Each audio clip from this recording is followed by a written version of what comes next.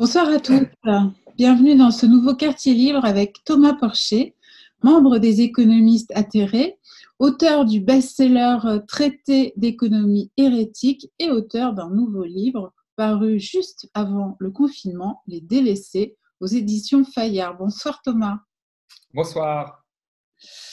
La conversation du jour portera sur l'avenir des forces de progrès social dans ce pays.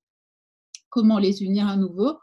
Quel bloc constituer pour renverser enfin la table? Comment peser politiquement? Autant de questions qui préoccupent beaucoup de gens, évidemment, on s'en doute en ce moment. Et je vous pose tout de suite une première question, Thomas. Est-ce que vous faites partie de ces gens, de ces intellectuels, de ces politiques qui ont cru à un monde d'après, après le confinement? Oui, alors, je suis toujours assez optimiste là-dessus et j'espérais en fait qu'il y ait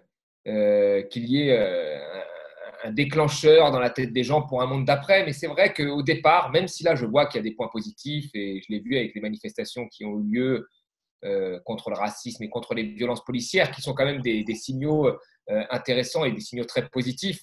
Mais j'ai vu aussi que sur beaucoup de points, la vie recommençait à être la même qu'avant.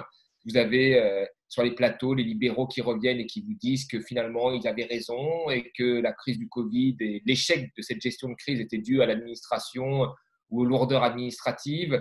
Vous avez des gens qui ressortent et qui pensent à aller consommer à McDo ou qui ne pensent qu'à leurs vacances. Et donc, il y a eu quelque part, je me suis dit, malgré le choc que nous avons vécu, qui a été quand même quelque chose de majeur, le fait que l'hôpital ait été mis comme ça à nu pour gérer cette crise, qu'on ait eu les premiers de corvée qui travaillent comme des fous, et que là, on revienne à l'ancien monde aussi rapidement et qu'on ne pense qu'à consommer, qu'à partir en vacances et qu'à continuer finalement poursuivre le monde d'après, quelque part, ça m'a un peu déprimé. Donc, j'espère un sursaut, mais on voit quand même qu'il y a des sursauts à droite à gauche.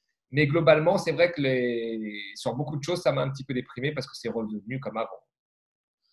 Alors j'imagine que pour un économiste critique comme vous, la situation pendant le confinement a dû être en effet fascinante, que la septième puissance mondiale se retrouve sans masque, sans test, sans gel hydroalcoolique, qu'on réalise dans ces circonstances notre dépendance totale en fait vis-à-vis des exportations notamment chinoises. J'imagine que vous y avez vous y avez vu une forte confirmation de vos thèses.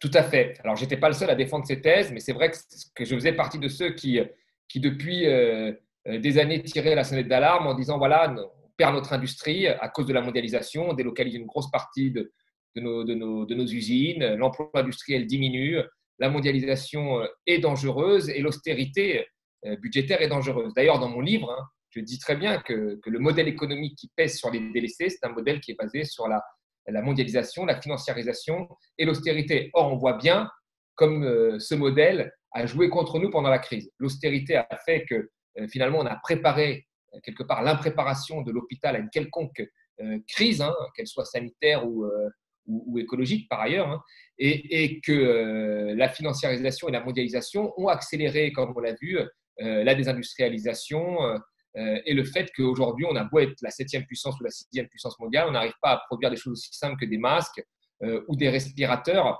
Et là, ça interroge vraiment sur le modèle économique tel qu'on le connaît. Et puis, on voit aujourd'hui la suite. La suite de ça, ça va être quoi? Ça va être que les actionnaires, pour protéger leurs dividendes, vont compresser la masse salariale, c'est déjà le cas, vont se séparer des salariés. Et donc, il y a fort à craindre qu'au final, ce soit les salariés, ceux qui ont été les premiers de corvée, qui subissent ces ajustements pour que certains puissent préserver leurs dividendes ou leurs profits.